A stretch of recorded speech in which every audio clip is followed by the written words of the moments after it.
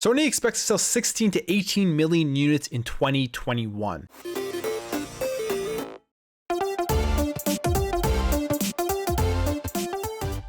What is up, everybody? Welcome back to another video. Thank you for stopping by. If you're new here and you enjoyed what you see through this video, I'd really appreciate you subscribing to help this channel grow, help grow this community. We can have some great conversations. It really does mean a lot if you do subscribe, if you enjoy what you see. But for now, let's jump into this. So the PlayStation 5, as we know, has been one of the hottest commodities since it was released back in November. Almost impossible to get, largely in part because of the scalpers and the bots buying up all of the consoles. We've seen stuff like people fighting over them in line, just a bunch of crazy stuff going on just to be able to acquire a PlayStation 5. So Sony is noticing this. Obviously, they know how hot their product is, and they're estimating that in 2021 they're going to be able to sell 16 to 18 million units. And the PlayStation 5 sold 3.4 million units in its first 4 weeks of sale, which is the highest ever for a PlayStation console.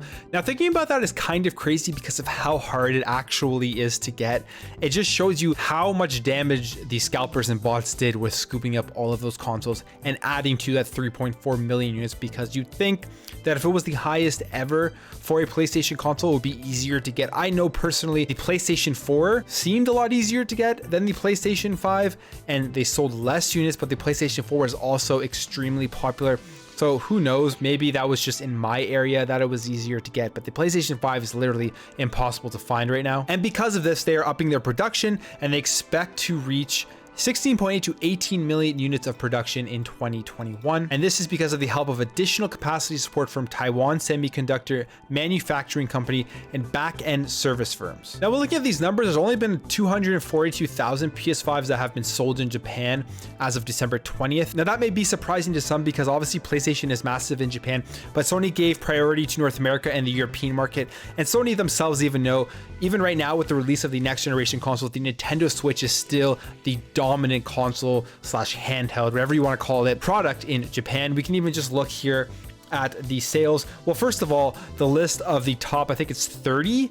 They're all Nintendo Switch games, except I believe one for the PlayStation 4, which was Cyberpunk 2077. So it's just nuts how much Nintendo Switch sells there. Then we look at the top hardware sales. Nintendo Switch is number 1, the Nintendo Switch Lite is number 2, then followed by the PlayStation 5 and the PlayStation 4. So even with the release of the next generation consoles, maybe it's because of the lack of supply, maybe it's because of the lack of production, but the Nintendo Switch, where a lot of people thought would be taking a massive hit with the release of the next gen, is not. You can see how well it is still doing. So I mean, with that being said, if you're somebody out there looking for a PlayStation 5, like I've said in many previous videos, there is absolutely no point and no reason to go out and pay a scalper an exorbitant amount of money just to get a PS5. They're telling you right here they expect to sell up to 18 million units in 2021.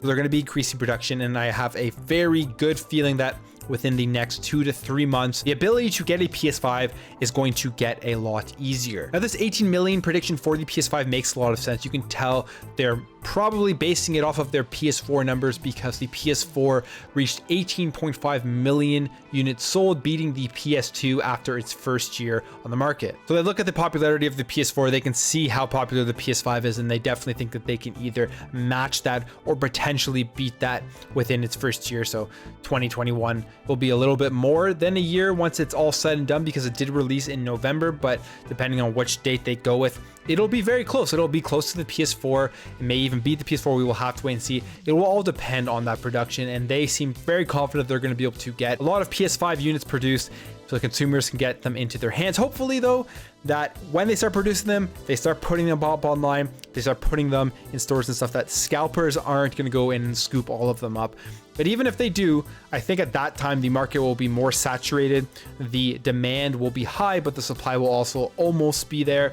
So we'll have to wait and see if that takes away that scalping market, if it reduces the price of these scalped consoles going forward. Anyways, guys, that's it for me. Let me know what you think about all of this in the comments below. Do you think that the PlayStation 5 is going to be able to sell upwards to 18 million units in 2021? Do you think that the supply is going to be able to meet the demand? Let me know if you've gotten a PS5 yet, and if you haven't, are you going to wait until they're more readily available, or are you thinking about getting them from a scalper? If you enjoyed this video, make sure to hit that thumbs up button. If you're new here and you enjoy what you see throughout this video, you think it's informative and entertaining, I'd really appreciate you hitting that subscribe button to join this community. It really does mean a lot to help grow this channel. Thank you guys all for watching. Thank you for your support, and I will catch you in the next video.